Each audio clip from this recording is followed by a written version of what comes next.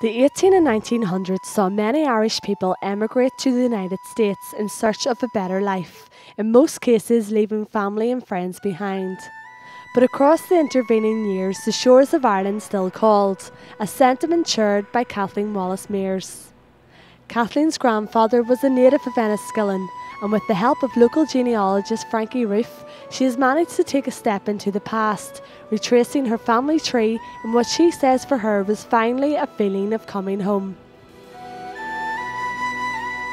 It was very exciting because in my mind, Enniskillen probably hasn't changed a lot from when my grandfather was here. You know, in America, everything's kind of new and bustling and changing all the time. So it was wonderful to be able to come and see something that was probably very similar to what they actually saw. Even though this is my second time here, but still relatively new, to feel the sense of coming home to something that I had heard about all of my childhood. Kathleen's husband has been researching her ancestry for many years, but it was on this trip that all the missing pieces finally fell into place. But where does one begin to jigsaw together over 200 years of history? If I told you that, I'd have to shoot you. We get a few names. Basically, then we find them in the records of birth, death, and marriage, cemetery records, baptismal records in churches, statutory records like the 1901, 1911 census, Griffith's valuation of 1859, 1862, tithe records of 1823 to 1838, and you can go back as far as you can get back with the family circle. It just depends on how long they've been in a given area. So with the right know-how, Frankie got straight to work and remarkably has been able to uncover over 100 family documents. They were all tradesmen, which makes it much easier. It's much harder finding labourers and farm labourers and workers like that. But once you've got tradesmen, they were cabinet makers, a specialist trade, tailors, another specialist trade, and the Topping family came from County Derry through County Cavan and into County Fermanagh, and I was able to trace all those different counties and finally link it to the one that was based here in Fermanagh.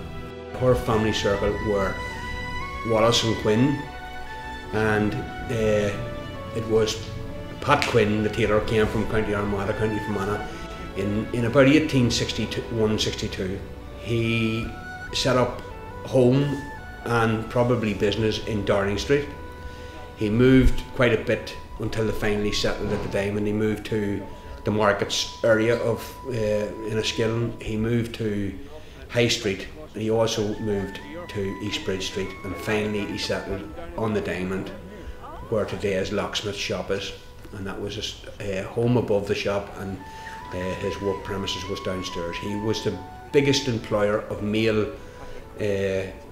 employees in Fermanagh in that period from probably the 1880s, 1890s, right through to the early 1900s.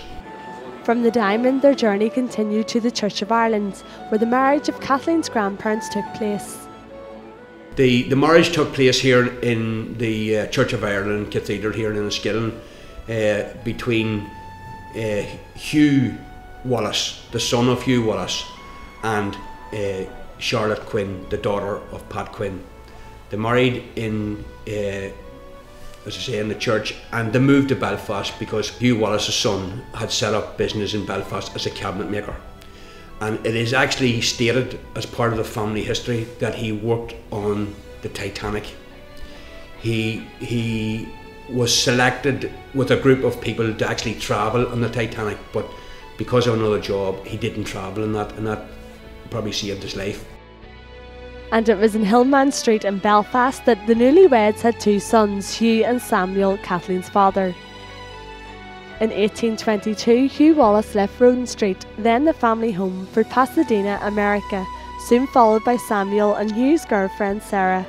It was this move that is most significant for Kathleen, as it was the beginning of a new chapter for the Wallace clan in the USA. My father immigrated when he was 24. And he never lost his brogue. And so it's wonderful it feels again like coming home to hear people around me talking in words and tones that I grew up with, so it was wonderful. Places that they lived, the streets, since they had businesses on streets that are still here.